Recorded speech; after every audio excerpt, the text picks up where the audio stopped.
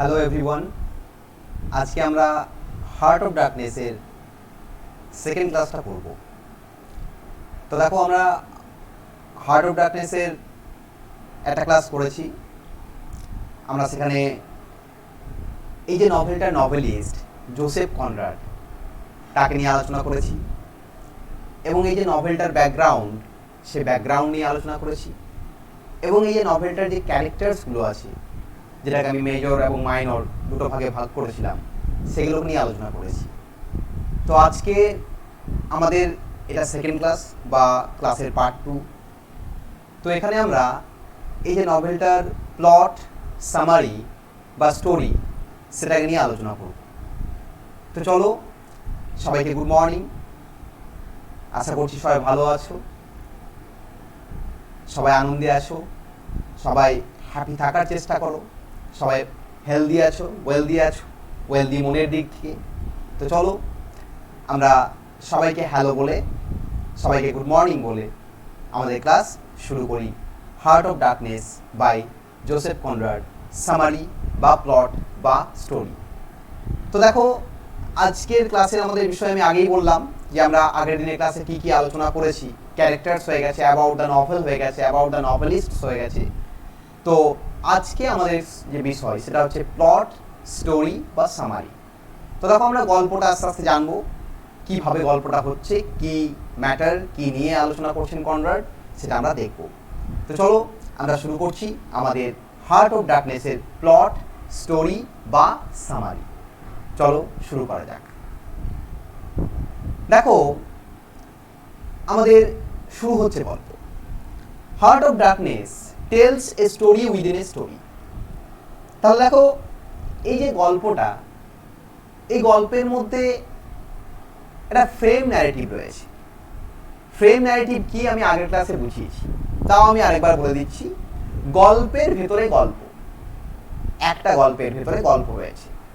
তাহলে আমাদের এই হার্ট অফ ডার্কনেস, যেটা একটা নভেলা, এই নভেলাটা আমরা দেখতে পাচ্ছি যে স্টোরি উইদিন স্টোরি রয়েছে।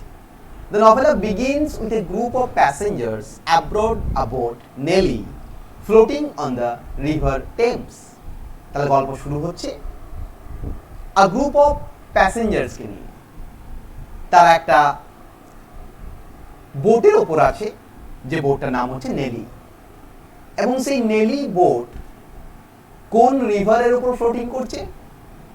টেমস নদীর ওপর, লন্ডনের কাছে সেই বোটটা ফ্লোটিং করছে, এবং সেখানে a group of passengers আছে। The group includes a lawyer, an accountant, a company director বা captain, and a man without a specific profession who is named Marlowe. তাহলে এই গ্রুপটার মধ্যে কে কে রয়েছেন? একজন লয়ার রয়েছেন, একজন অ্যাকাউন্টেন্ট রয়েছেন, একজন কোম্পানির চিফ বা ক্যাপ্টেন বা ডিরেক্টর রয়েছেন, আর একজন মানুষ রয়েছেন যার কোনো স্পেসিফিক প্রফেশন নেই, তার নাম হচ্ছে মার্লো। এবং আমরা জানি মার্লোই হচ্ছে আমাদের গল্পের মেইন প্রোটাগনিস্ট। নেক্সট কি হচ্ছে দেখো, the narrator appears to B another unnamed guest on the ship. আমরা ন্যারেটরকে দেখতে পাচ্ছি গল্পের। দেখো, মার্লো গল্পের একজন ন্যারেটর, বাট টোটাল যে গল্পটা সেটা কিন্তু আমাদের আননেমড বেনামি একজন ন্যারেটর বলছেন, তিনি মার্লোর গল্পটা আমাদের কাছে ন্যারেট করছেন। তাহলে the narrator appears to B another unnamed guest on the ship. আমরা ন্যারেটরকে দেখতে পাচ্ছি, তার কোনো নাম নেই, তাকে আননেম করা হয়েছে, তাকে আমাদের নভেলিস্ট বা আমাদের রাইটার জোসেফ কনরাড আননেম রেখেছেন। তিনিও ওই জাহাজের একজন, ওই নেলি বোটের একজন শিপের একজন guest. Marlowe begins telling the three men about a time he journeyed in a steamboat up the Congo River. তারপর মার্লো তার গল্প শুরু করছে। মার্লো কাকে কাকে গল্প বলছে? লয়ারকে, অ্যাকাউন্টেন্টকে আর কোম্পানি ডিরেক্টরকে। যে সে অনেকদিন আগে সে কঙ্গো রিভারে ঠিক এরকম একটা বোট জার্নি করেছে। For the rest of the novel, with only minor interruptions, Marlowe narrates his tale. তাহলে এরপর থেকে বাকি যে গল্পটা, টোটাল গল্পটাই কিন্তু মার্লো বলছে। তা দেখো আমরা দুটো ন্যারেটর পেয়ে গেলাম, primary narrator, secondary narrator. Primary narrator কি? প্রাইমারি ন্যারেটর হচ্ছে আমাদের আননেমড ন্যারেটর, আর সেকেন্ডারি ন্যারেটর হচ্ছে মার্লো। মার্লো গল্পটা বলছে, সেই গল্পটা ন্যারেটর আমাদের কাছে তুলে ধরছে, এই স্ট্রাকচারে হয়েছে। একে বলা হয় ফ্রেম ন্যারেটিভ। যেমন ফ্রেমের মধ্যে ছবি থাকে, তাহলে গল্প আমাদের শুরু হলো। তাহলে মার্লো তার একটা পাস্ট এক্সপিরিয়েন্স কঙ্গো রিভারে আমাদের কাছে বলতে শুরু করলো। নেক্সট দেখো কি হচ্ছে। Heart of darkness centers around Marlowe, an introspective sailor, and his journey up the Congo River to meet Coors, reputed to be an idealistic man of great abilities. তাহলে পুরো গল্পটাই কিন্তু মার্লোকে কেন্দ্র করে। মার্লো হচ্ছে একজন সেলার, একজন ইন্ট্রোস্পেকটিভ সেলার। তাকে একটা ইন্সপেকশনে পাঠানো হয়েছে, একটা খোঁজে পাঠানো হয়েছে। সে কোথায় জার্নি করতে গেছে? সে আফ্রিকান যে কঙ্গো বেসিন, যে কঙ্গো রিভার, সেই কঙ্গো রিভার দিয়ে জার্নি করতে গেছে। কি জন্য গেছে? সেখানে একটা লোকের সাথে দেখা করতে। লোকটার নাম হচ্ছে কুর্জ। তো এই কুর্জ একজন রেপুটেড মানুষ এবং তিনি একজন আইডিয়ালিস্টিক ম্যান এবং তার মধ্যে গ্রেট অ্যাবিলিটিস আছে। তো এই কুর্জের সাথে দেখা করার জন্য মার্লোকে বেলজিয়ান কোম্পানি অ্যাসাইন করেছে যে যাও তুমি কঙ্গো রিভার হয়ে কুর্জের সাথে দেখা করে এসো এবং কুর্জের কিছু প্রবলেম হয়েছে কিনা সেটা জানো। কারণ ওই বেলজিয়ান কোম্পানির সাথে কুর্জের অনেক দিনের সম্পর্কটা নষ্ট হয়ে গেছে, তারা অনেকদিন কুর্জের কাছ থেকে কোনো রকম মেসেজ পায়নি। Marlo takes a job as a riverboat captain with a company, a Belgian concern organized to trade in the Congo. তাহলে মার্লো আগেই বললাম যে as a captain of A river boat সেটা জবটা পায় একটা কোম্পানিতে। কোন কোম্পানিতে? যেটা বেলজিয়ান গভর্নমেন্টের আন্ডারে, যারা কঙ্গো বেসিনে তাদের ব্যবসা বাণিজ্য করে। As he travels to Africa and then up the Congo, Marlo encounters widespread inefficiency and brutality in the company's stations. Marlowe তারপর আস্তে আস্তে যখন কঙ্গো বেসিন দিয়ে আফ্রিকাতে ঢুকছে, কঙ্গো নদী দিয়ে যে আফ্রিকাতে ঢুকছে, আফ্রিকার যে কঙ্গো বেসিনে, তো সেখানে মার্লো বিভিন্ন রকম ইনএফিসিয়েন্সি দেখতে পাচ্ছে এবং ব্রুটালিটি দেখতে পাচ্ছে কোম্পানির যে বিভিন্ন স্টেশন আছে সেই স্টেশনগুলোতে। দেখো বেলজিয়ান কোম্পানি এই কঙ্গো বেসিনকে বেসিক্যালি তিনটে স্টেশনে ভাগ করেছে, আউটার স্টেশন, সেন্ট্রাল স্টেশন এবং ইনার স্টেশন।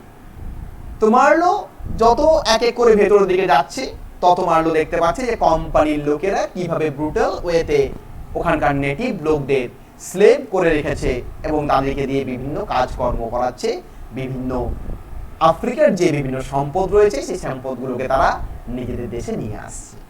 তো দেখো নেক্সট কি হচ্ছে। The native inhabitants of the region have been forced into the company's service and they suffer terribly from overwork and ill treatment at the hands of the company's agents.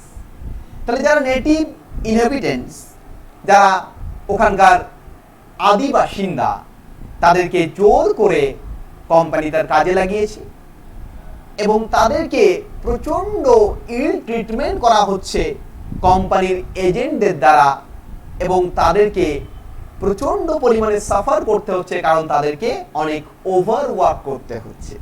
তাহলে দেখো জোর করে চাবুক দিয়ে পিটিয়ে লোকগুলোকে দিয়ে কাজ করাচ্ছে কারা? কোম্পানির যারা এজেন্ট তারা। তাহলে দেখো আমরা বুঝতে পারছি এটা কলোনিয়ালিজম চলছে। বেলজিয়ান গভর্নমেন্ট একটা কলোনি তৈরি করেছে, একটা উপনিবেশ তৈরি করেছে। কোথায়? আমাদের আফ্রিকান কঙ্গো বেসিনে।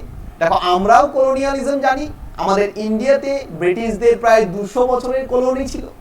তো ব্রিটিশরা কতটা ক্রুয়েলটি, কতটা টর্চার করেছিল সেটা আমরা জানি ভালো করে। তো এখানেও কিন্তু সেই বিষয়টাই দেখানো হয়েছে যে জোর করে কাজ করানো হচ্ছে, যেমন ইন্ডিয়ানদের জোর করে নীল চাষ করানো হতো চাবুক দিয়ে, ঠিক এখানেও সেম জিনিস কিন্তু আমরা দেখতে পাচ্ছি। The cruelty and squalor of imperial enterprise contrast sharply with the impassive and majestic jungle that surrounds the white man's settlements, making them appear to be tiny islands amidst a vast darkness. তো সেখানে একটা এই যে cruelty, এই ক্রুয়েলটির মাঝখানেই বেশ একটা contrast তৈরি হয়েছে ওখানে। কেমন কন্ট্রাস্ট?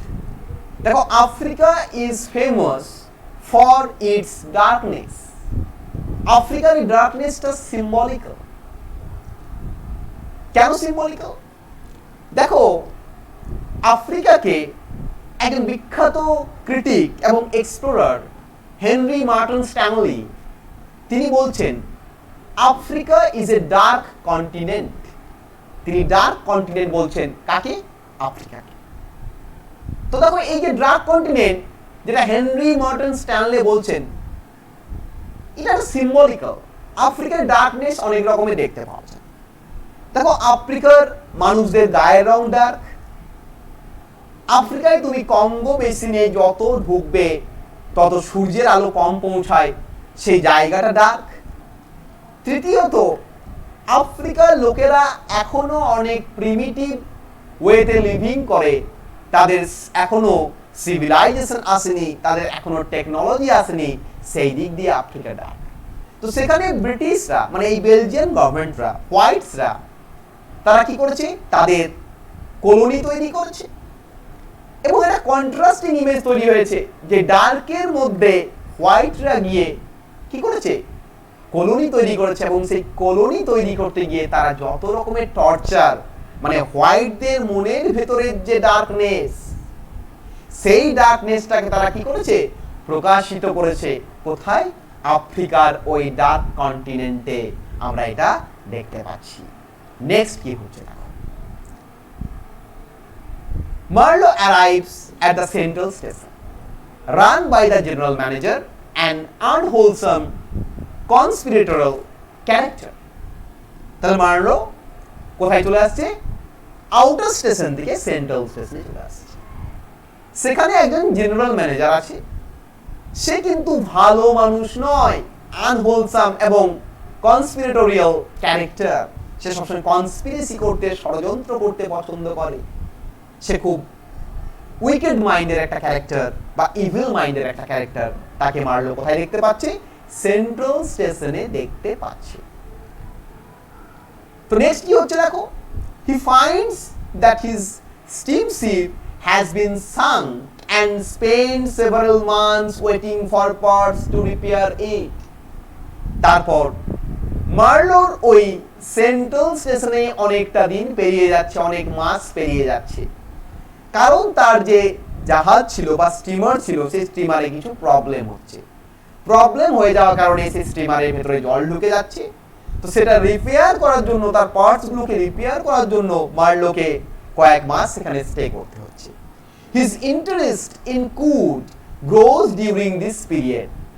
সেন্ট্রাল স্টেশনে থাকতে থাকতে মার্লো কুর্জের সম্পর্কে আরো অনেক বেশি কথা, অনেক বেশি গল্প শুনছে এবং কুর্জের প্রতি তার যে ইন্টারেস্ট সেটা কিন্তু আরো বেশি বাড়তে শুরু করেছে। The manager and his favorite, the brickmaker, seem to fear Coode as a threat to their position. এদিকে ওই যে ম্যানেজার এবং ম্যানেজারের যে পিএ বা favourite man, the brick maker, যে ইট তৈরি করে ওখানে, তারা কিন্তু কুর্জকে ভয় পায়। কেন ভয় পায়?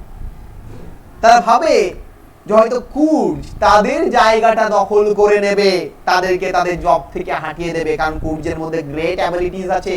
আমরা প্রথমেই পেয়েছি ওই যে কুর্জের প্রতি নেগেটিভ চিন্তা ভাবনা নিয়ে সব সময় থাকে কে? ম্যানেজার এবং ব্রিক মেকার। নেক্সট দেখো, Coode is rumored to be ill, making the delays in repairing the ship all the more costly. তাহলে কি হলো? একটা খবর শুনতে পাওয়া গেল, একটা রিউমার হলো যে কুর্জের নাকি শরীর অসুস্থ। তো সেই কারণে এদিকে এদের যে রিপেয়ারিং হচ্ছে আমাদের বোটটা বা শিপটা, এবং সেটাতে অনেক বেশি টাকা লাগছে এবং টাইম লাগছে এবং ডিলে হচ্ছে। এদিকে কুর্জের শরীর অসুস্থ, মার্লোকে দেখা করতে হবে কুর্জের সাথে এবং কোম্পানিকে ইনফর্ম করতে হবে যে কুর্জ কেন হঠাৎ করে কোম্পানির সাথে কানেকশন বন্ধ করে দিয়েছে কারণ কুর্চ সবচেয়ে ভেতরে থাকে ইনার স্টেশনে, যেটা পৌঁছানো, যে জায়গায় যাওয়া খুবই রিস্কি, কারণ সেখানে ক্যানিবালরা থাকে, সেই জায়গাটা প্রচন্ড ডার্ক, সেটা আফ্রিকার একবারই inner most region. Marlowe eventually gets the parts he needs to repair his ship, and he and the manager set out with a few agents whom Marlowe calls pilgrims because of their strange habit of carrying long wooden staves wherever they go, and a crew of cannibals on a long, difficult voyage of the river. তাহলে Marlowe তার journey শুরু করলো কাকে নিয়ে? ম্যানেজারকে নিয়ে, তার সাথে কোম্পানির কিছু এজেন্টস, যাদেরকে মার্লো কি বলছে? পিলগ্রিমস বলছে। কেন পিলগ্রিমস বলছে? কারণ রিলিজিয়াস পিলগ্রিমস, যারা ধার্মিক সন্ন্যাসী হয় খ্রিস্টান ধর্মে, তারা সবসময় হাতে একটা করে ক্রস নিয়ে যায়, কাঠের ক্রস নিয়ে যায়। আর এখানে এই যে পিলগ্রিমসরা রয়েছে, তারা সবসময় তাদের সাথে লম্বা লম্বা কাঠের গুঁড়ি বইছে। কেন কাঠের গুঁড়ি বইছে? আফ্রিকা ম্যাক্সিমাম নদীতে ভর্তি, যে কোনো জায়গায় বোট খারাপ হতে পারে, ডুবে যেতে পারে, কাঠের গুঁড়ি থাকলে সেইগুলো দিয়ে ইমিডিয়েট ভেসে সেখান থেকে বেরিয়ে আসা যাবে। আর কাকে নিল ক্রিউতে? কিছু ক্যানিবালকে, কিছু আফ্রিকান ট্রাইবদের নিল, এবং তারা তাদের ওই ডিফিকাল্ট যে ভয়েজ ওই নদী জুড়ে সেটা শুরু করলো। কারণ আফ্রিকার ওই জঙ্গলটা প্রচন্ড ডেন্স এবং প্রচন্ড আনব্রেকেবল, যেখানে সহজে পৌঁছানো যায় না, unreachable. The dense jungle and the oppressive silence make everyone abroad a little jumpy, and the occasional glimpse of a native village or the sound of drums works the pilgrims into a frenzy.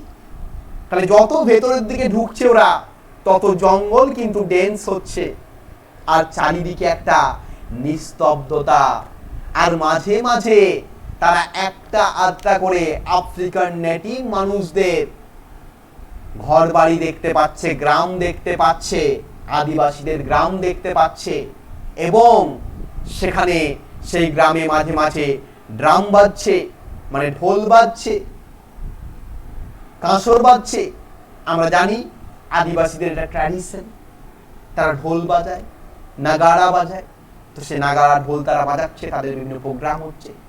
সেই মাঝে মাঝে sound এবং নিস্তব্ধতা এবং জঙ্গলের dense এবং নদীর ওই গভীরতা এবং অন্ধকার আস্তে আস্তে বাড়ছে, সব কিছু যেন একটা ফ্রেঞ্জি অ্যাটমসফিয়ার ক্রিয়েট করছে আমাদের ওই আফ্রিকান কন্টিনেন্টে। নেক্সট কি হচ্ছে দেখো। Marlowe and his crew come across a hut with stacked firewood, together with a note saying that the wood is for them, but that they should approach cautiously.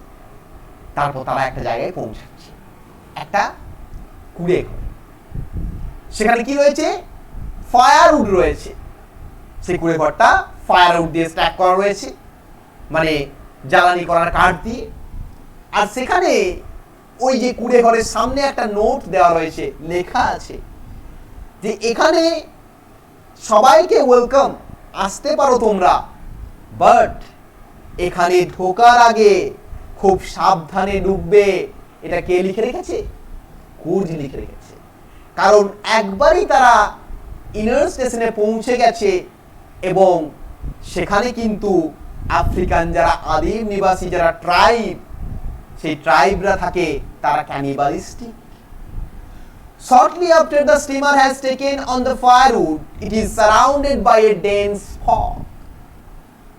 আস্তে আস্তে স্টিমারটাকে ওই ফায়ারউডের কাছে নিয়ে যাওয়া হলো, এবং আমরা দেখতে পেলাম সেখানে টোটালি একটা ঘন কুয়াশাতে ঢাকা হয়ে গেল সবকিছু।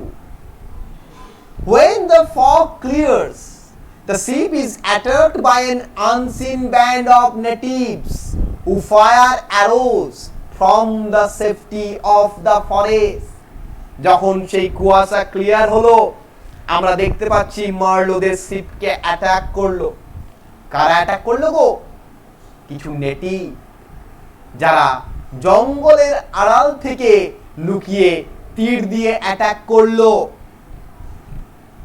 The African helmsman is killed before Marlowe frightens the natives away with the ship's steam whistle. কিন্তু সেই অ্যাটাকে একজন মারা গেল। কে মারা গেল? হেলসম্যান। সে মারা গেল, সে তীরের আঘাতে মরে গেল। তারপর মারলো তাদেরকে কোন রকমে তাড়িয়ে দিল ওই নেটিভ গুলোকে ভয় পাইয়ে। কিসের ভয় পাইয়ে? ওই যে স্টিমারের যে ভ ভ হুইসেল, সেই হুইসেলটা বাজিয়ে বারবার ওই নেটিভ গুলোকে তাড়িয়ে দিল। দেখো নেটিভ গুলো হুইসেল সম্পর্কে জানে না, কারণ তারা টোটালি প্রিমিটিভ লাইফ লিড করে। তো তারা সেই লাইফটা লিড করে বলে তারা টোটালি একটা আননোন ওয়ার্ল্ডে থাকে। তাদের কাছে এই হুইসেলটা ভয়ানক কিছু মনে হলো, তারা ভয়ে পালিয়ে গেল। Not long after, Marlowe and his companions arrive at Kur's inner station, expecting to find him dead, but a half-crazed Russian trader who meets them as they come ashore, assures them that everything is fine and informs them that he is the one who left the wood. তারপর তারা কি হলো? Marlowe এবং তাদের crew পৌঁছে গেল। কোথায় পৌঁছে গেল? ওই কুর্জের ইনার স্টেশন। সেখানে তারা সবাই ভেবেছিল হয়তো কুর্জ মারা গেছে, কিন্তু সেখানে একটা আধপাগল রাশিয়ান ট্রেডারের সাথে দেখা হলো। যে রাশিয়ান ট্রেডার তাদের সাথে দেখা করে তাদেরকে ইনফর্ম করলো যে না, কুর্জ বেঁচে আছে। একমাত্র কুর্জি হচ্ছে এমন মানুষ যে জঙ্গল থেকে নিজেকে সার্ভাইভ করে নিয়েছে। The Russian claims that Kurz has enlarged his mind and cannot be subjected to the same moral judgments as normal people. তারপর সেই রাশিয়ান লোকটি বলছে যে কুর্জ কিন্তু এখন আর আগেকার মতো নেই, আগেকার মতো moral judgments as normal peopleদের মতো নেই। কুর্জ এই জঙ্গলে এসে এই ইনার স্টেশনে থাকতে থাকতে কুর্জ কিন্তু ওই প্রিমিটিভ মানুষগুলোর মতো হয়ে গেছে। কুর্জ তাদের মতোই একজন হয়ে গেছে। সেও এখন নেকেড হয়ে থাকে, সেও এখন এদের সাথে ফ্রেঞ্জি হয়ে ড্যান্স করে, সেও এখন ক্যানিবালিস্টিক ওয়েতে শিকার করে। কুর্জ সেখানকার রাজা হয়ে গেছে। Apparently Kurz has established himself as a god with the natives and has gone on brutal raids in the surrounding territory in search of ivory.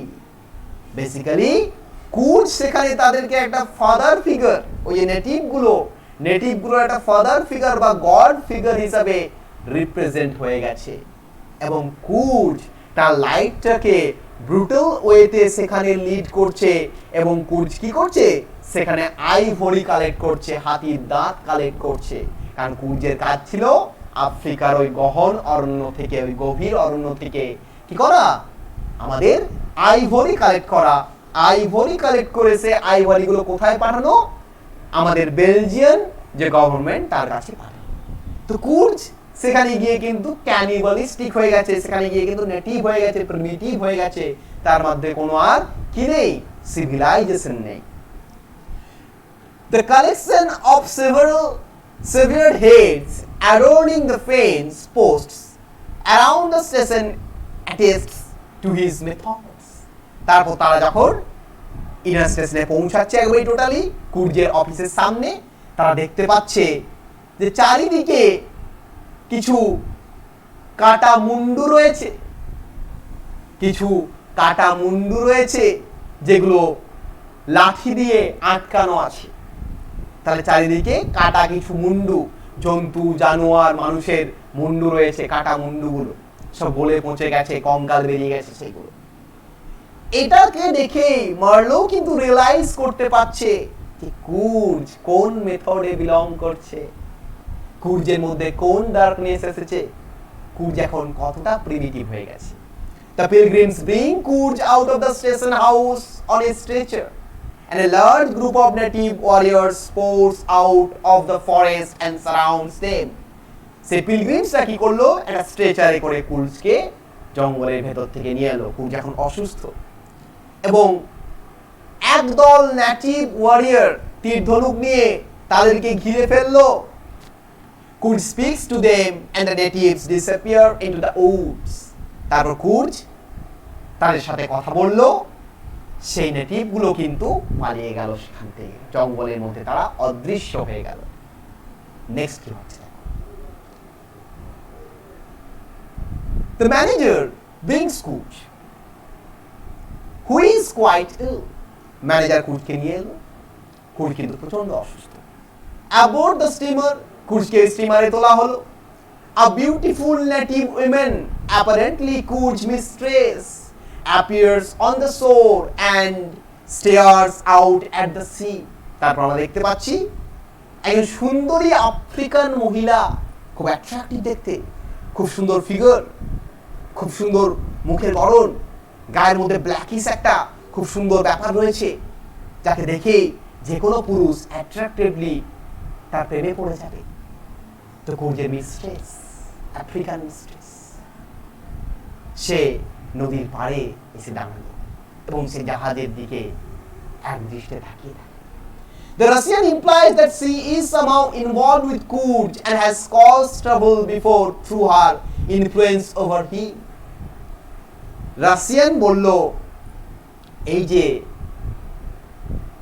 এই ভদ্রমহিলা ইনি কুর্জের সাথে কোনো কারণে হয়তো ইনভলভ হয়ে গেছে, এবং ইনভলভ হওয়ার আগে কিন্তু কুর্জের সাথে অনেক ট্রাবল হয়েছে, বাট শেষমেশ কিন্তু কুর্জের লাইফ পার্টনার হিসাবে এই ভদ্রমহিলা হয়ে গেছেন, এবং তিনি হয়ে গেছেন সেখানকার রানী এবং কুর্জ রাজা। The Russian reveals to Marlowe, after swearing him to secrecy, that Kurj had ordered the attack on the steamer to make them believe he was dead in order that they might turn back and leave him to his plans. Russian trader এটাও বললো যে একটু আগে তোমাদের জাহাজে যে attack হয়েছিল, সেই অ্যাটাকটা কিন্তু অর্ডার করেছিল কে? কুর্জ নিজে। কারণ কুর্জ অ্যাটাক করেছিল যাতে তোমরা সবাই জাহাজ নিয়ে পালিয়ে যাও, এটা ভেবে যে কুর্জ মারা গেছে, এবং কুর্জ এখানে তার লাইফটাকে লিড করতে চায়, বাকি যে লাইফটাকে কেমন ভাবে, ওই নেটিভ হয়ে, ওই প্রিমিটিভ হয়ে। The Russian then leaves by canoeing, fearing the displeasure of the manager. তারপর রাশিয়ান ট্রেডার সে ওই ঝোপের মধ্যে, জঙ্গলের মধ্যে হারিয়ে গেল, সে কোথায় চলে গেল, কারণ তাকে ম্যানেজার পছন্দ করছিল। Kurj disappears in the night and Marlowe goes out in search of him, finding him crawling on all fours towards the native camp. Kurz কিন্তু রাত্রেবেলায় আবার সে স্টিমার থেকে পালিয়ে গেল, এবং মার্লো তার খুঁজে বেরিয়ে পড়ল, এবং মার্লো তাকে দেখতে পেল যে কুর্জ যেন হামাগুড়ি দিয়ে তার চার হাতে পায়ে ওই নেটিভ ক্যাম্পের দিকে আস্তে আস্তে এগিয়ে চলেছে। Marlowe stops him and convinces him to return to the ship.